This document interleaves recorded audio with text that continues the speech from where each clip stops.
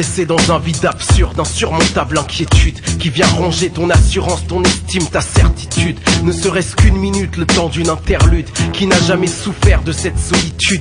Trop de remises en question font de la question ta seule route. Doute de ton pouvoir, tu donnes pouvoir à tes doutes. Il faut pas trop penser si t'as ce genre de penchant.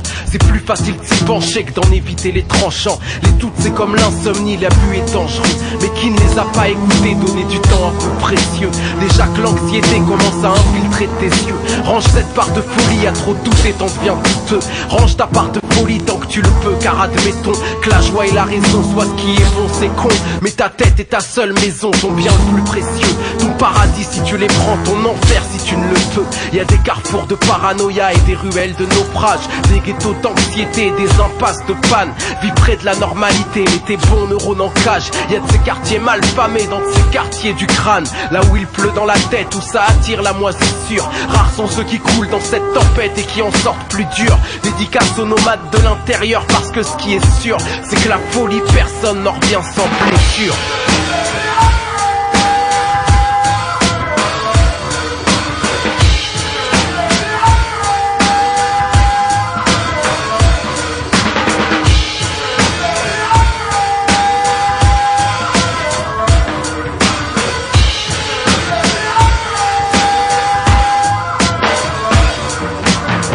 Qui compresse le crâne et on reste sans comprendre pourquoi c'est sur soi qu'il y a ce que la folie vient prendre. Les yeux fixés au sol parce que le sol reste de cendre, sans rendre ce regard que chez les autres on engendre. Le regard de l'autre a le poids de l'enclume qu'est notre malaise. On stresse, y a plus rien qu'on encaisse, on sait qu'il y a plus rien de bon. Et on le cache aussi mal que ce pli sur le front. Dans le mensonge que tout va bien, on régresse à faire semblant. Mais les yeux sont fenêtres sur l'âme et ton regard est absent. Celui des gens est comme une flamme sous l'œil. Tu ne veux pas te montrer en clignant, alors tu mets l'accent. Et l'humeur que tu montres aux gens en cache une à toi tout seul. C'est pas que la raison ne soit plus là, c'est pire, la raison te nargue. Car tu sais que tu la poursuis, car tu t'y rabaisses. Tête entre les mains à attendre qu'apparaisse sa nouvelle vague. Sauf qu'aux premières proches, les nerfs décident que tu régresses. Et quand le calme revient, t'aimerais dire à forte raison tes confidences à la mère, le père, le frère et les sœurs. Et là tu te rends compte combien le cerveau est ta propre maison. Car si tu n'y es pas au chaud, tu ne peux réchauffer les cœurs. Quel bonheur les gens ont, ils se rendent pas compte de glisser à vie. Et quel malheur de vivre à essayer,